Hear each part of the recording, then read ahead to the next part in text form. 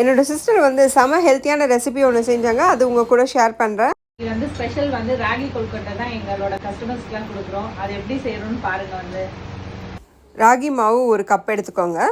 அதை எடுத்து வெறும் கடாயில் போட்டு நல்லா வறுத்து எடுத்துக்கலாம். அடுத்து 1/2 கப்புக்கு வந்து வெள்ளை அவுலை வந்து உடச்சி வச்சுருக்கோம், அதாவது மிக்ஸி ஜாரில் போட்டு அரைச்சி வச்சுருக்கோம். அதையும் இது கூட சேர்ந்து நல்லா மிக்ஸ் பண்ணிடலாம். இது எல்லாமே வெறும் கடாயில் போட்டு வறுத்தெடுக்கணும். அடுத்து வேர்க்கடலையை வறுத்து அரைச்சி வச்சுருக்கோம், அதையும் இது கூட சேர்த்து ஒரு 2 மினிட்ஸ் நல்லா வறுத்து எடுத்துக்கலாம்.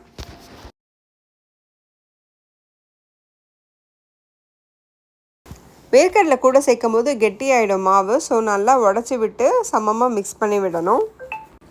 அடுத்து அரை முடி தேங்காய் எடுத்து வச்சுருக்கோம், அதையும் நல்லா அரைச்சி வச்சுருக்கோம். அதையும் இது கூட சேர்த்து மிக்ஸ் பண்ணிவிடுவோம். ஸோ எல்லாத்தையும் நல்லா வறுத்தெடுத்தாச்சு. ஏலக்காயை நல்லா அரைச்சி வச்சுருக்கோம், அதையும் இது கூட சேர்த்துருவோம். இப்போ என்ன செய்ய போகிறோன்னா, வெல்லம் வந்து பாகு எடுக்க போகிறோம். வெல்லத்தை பாகு எடுத்து ஒரு பக்கம் வச்சுனேன். பதம் தேவையில்லை, வெல்லம் வந்து உருகுனா போதும்.